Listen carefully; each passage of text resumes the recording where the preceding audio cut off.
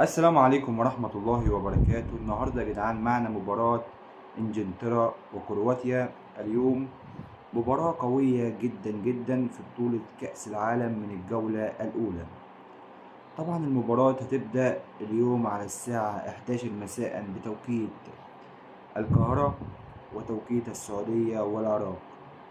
أما على القنوات الناقلة فهي شركة بي إن سبورت هي اللي ناقلة الحجوب البطولة كلها، وهي قناة بي إن سبورت ماكس 2 وبي إن سبورت ماكس 4 دولت اللي ناقلين المباراة.